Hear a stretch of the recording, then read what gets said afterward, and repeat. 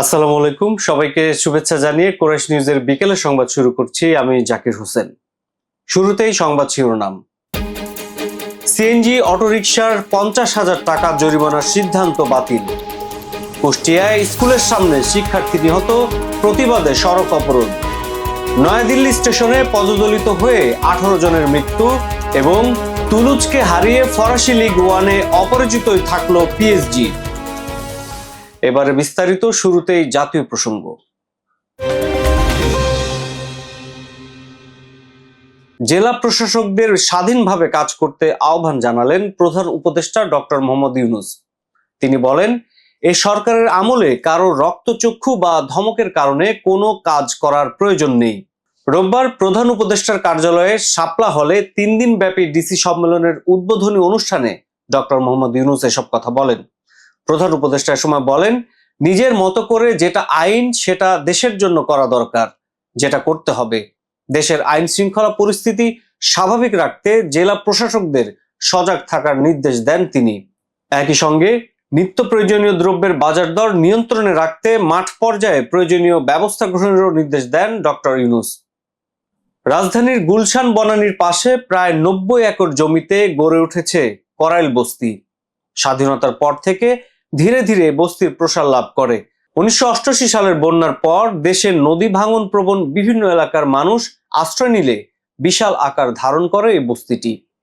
এই বস্তিতে বর্তমানে প্রায় 80,000 ঘর রয়েছে আর বসবাস করেন প্রায় লাখেরও বেশি মানুষ। করাইল বস্তির সার্বিক চিত্র নিয়ে ধারাবাহিক প্রতিবেদনের প্রথম পর্বে বিস্তারিত। করাইল বস্তি ঢাকার মধ্যে অন্যতম বৃহৎ বস্তি।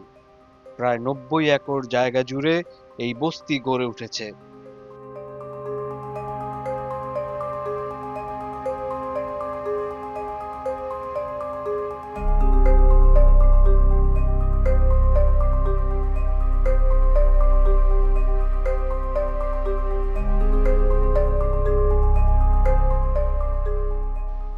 দ্বীপ বলার কারণ হলো বস্তিটির 3 পাশে গুলশান লেকের পানি দ্বারা বেষ্টিত।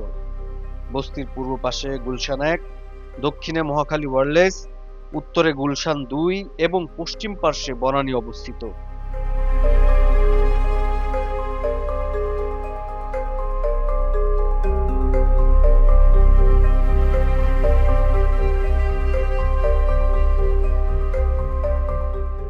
করাইল বস্তিতে প্রায় 30,000 অস্থায়ী ঘরে 1 লাখেরও বেশি মানুষের বসবাস। বেশিরভাগ ঘর টিন বাঁশ দিয়ে তৈরি, কিছু ঘর ইটের গাঁথনি দিয়ে অস্থায়ীভাবে করা। গ্যাস, বিদ্যুৎ ও পানি সরবরাহ থাকলেও গ্যাসের সমস্যায় বেশি ভোগে বস্তির বাসিন্দারা।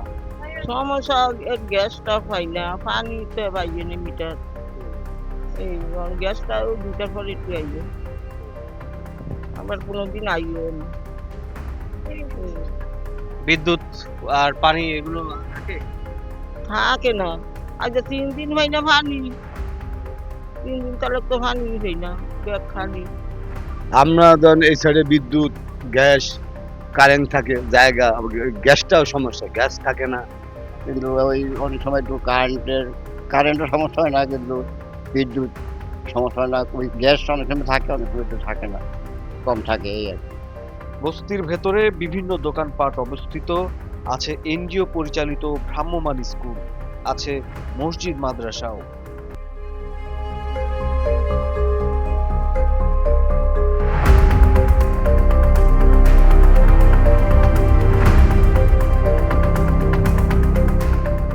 এখানে 64 জেলার মানুষ 3 থেকে 4,000 টাকা ভাড়ায় থাকতে পারে। রয়েছে বিভিন্ন পট্টি, যেমন কুমিল্লা পট্টি, বরিশাল পট্টি, রংপুর পট্টি। এখানকার বেশিরভাগ মানুষ নৌকায় চলাচল করে।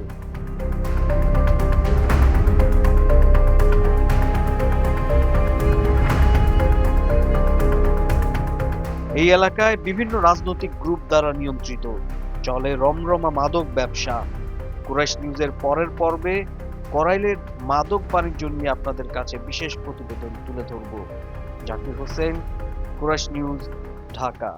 মিটারের নির্ধারিত ভাড়ার চেয়ে বেশি টাকা আদায় করলে জরিমানা বা কারাদণ্ডের নির্দেশ বাতিল করল Bangladesh road transport authority BRTA. রোববার ঢাকা মহানগর পুলিশের মিডিয়া ও পাবলিক রিলেশনস বিভাগের উপ-পুলিশ কমিশনার মোহাম্মদ তালেবুর রহমান এ তথ্য নিশ্চিত করেন। তিনি এ বিষয়ে জানান, 4-3 হুইলার যান সম্পর্কিত বিআরটিএ কর্তৃপক্ষ ইস্যুকৃত সাম্প্রতিক নির্দেশনাটি আজ বাতিল করা হয়েছে। বিষয়টি সংশ্লিষ্ট সবাইকে অবহিত করার পাশাপাশি অবরোধ প্রত্যাহার করে যান চলাচল কোনো রকম প্রতিবন্ধকতা সৃষ্টি না করার জন্য ঢাকা মেট্রোপলিটন পুলিশের পক্ষ থেকে অনুরোধ করা হলো। এর আগে সকাল থেকেই রাজধানী ঢাকার বিভিন্ন এলাকায় সিএনজি চালকদের অবরোধের কারণে যান চলাচল ব্যাহত হচ্ছিল। এবারে জেলা সংবাদ। কুষ্টিয়া শহরের প্রতিটি বিদ্যালয়ের সামনে সড়ক পারাপারের সময় বালু ভর্তি ট্রলির ধাক্কায় ইব্রাহিম নামে এক শিক্ষার্থী নিহত হয়েছে। দুর্ঘটনার পরপরই কুষ্টিয়া ঝিনাইদহ মহাসড়ক অবরোধ করে বিক্ষোভ শুরু করেন শিক্ষার্থীদের অভিভাবক ও এলাকাবাসী। এ সময় চালক পালিয়ে যাওয়ায় ট্রলিটিতে অগ্নিসংযোগ করে বিক্ষুব্ধ জনতা।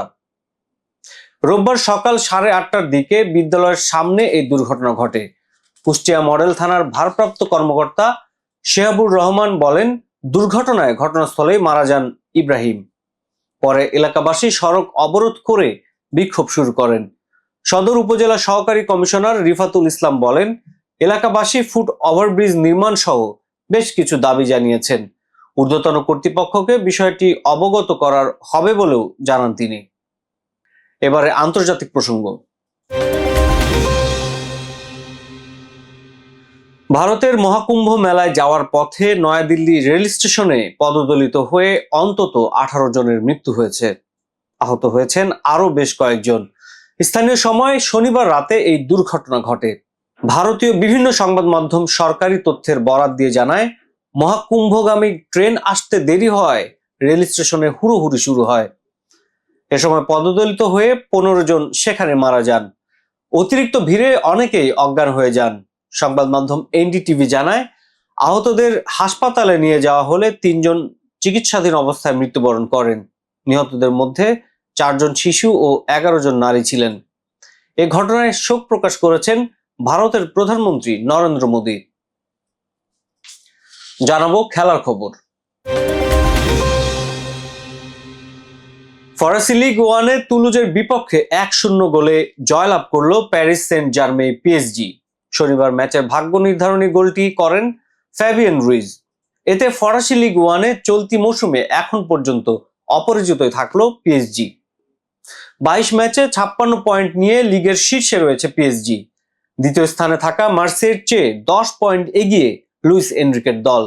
তুলুজের ঘরের মাঠে প্রথমার্ধে কাভিচা, খারাতখেলিয়া, লি কাং ইন, দেজিরে দোয়ে ও লুকাস হার্নান্দেজের একাধিকবার সুযোগ পেলেও গোলের দেখা পায়নি পিএসজি। বিরতির ঠিক 7 মিনিট পর পিএসজি গোলের দেখা পায়। উইলিয়ান পাচোর হেড ক্রসবারে লেগে ফিরে এলে রিবাউন্ড থেকে বল জালে পাঠান ফাবিয়ান রুইজ। সংবাদ শেষ করব বিনোদন অঙ্গনের খবর দিয়ে। 1.5 যুগেরও বেশি সময় পর যুক্তরাজ্যের মাটিতে পারফর্ম করতে যাচ্ছেন বাংলা গানের জনপ্রিয় শিল্পী আসিফ আকবর। জানা গেছে, পুরো দলকে নিয়ে বহুল প্রতীক্ষিত ভ্যালেন্টাইন কনসার্টে গাইবেন আসিফ। আয়োজকরা জানান, কনসার্টটি যুক্তরাজ্য ও ইউরোপ প্রবাসী বাঙালিদের জন্য হবে এক অনন্য অভিজ্ঞতা। কনসার্টে আসিফ তার জনপ্রিয় গানগুলো পরিবেশন করবেন। এর মধ্যে আসিফের সঙ্গে তাদের চুক্তি হয়ে গেছে। নির্ধারিত দিনে দারুণ এক মুহূর্তের অপেক্ষায় আছে শ্রোতারা। এর আগে সামাজিক মাধ্যমে আসিফ জানান, যুক্তরাজ্যের অনুষ্ঠানটিতে অংশ নেবেন না। কারণ হিসেবে জানিয়েছিলেন আয়োজকদের অপেশাদার আচরণ। তবে গেল সপ্তাহে আবারও তিনি জানিয়েছেন, সব ভুল বোঝাবুঝির অবসান ঘটেছে। অবশেষে কনসার্টটি তিনি করবেন। সংবাদ শেষ করার আগে সংবাদ শিরোনামগুলো আরো একবার। সিএনজি অটোরিকশার 50,000 টাকা জরিমানার সিদ্ধান্ত বাতিল। কুষ্টিয়ায় স্কুলের সামনে শিক্ষার্থী নিহত, প্রতিবাদে সড়ক অবরোধ। নয়াদিল্লি স্টেশনে পদদলিত হয়ে 18 জনের মৃত্যু এবং তুলুজকে হারিয়ে ফরাসি লিগ 1-এ অপরাজিতই থাকলো পিএসজি। দর্শক, এতক্ষণ সাথে থাকার জন্য ধন্যবাদ। সবশেষ সংবাদ দেখতে চোখ রাখুন কোরাস নিউজের পর্দায় অথবা ভিজিট করুন www.korashnews.com। কোরাস নিউজের পরবর্তী সংবাদ দেখার আমন্ত্রণ জানিয়ে আপনাদের কাছ থেকে এখনকার মতো আমি জাকির হোসেন বিদায় নিচ্ছি। আল্লাহ হাফেজ।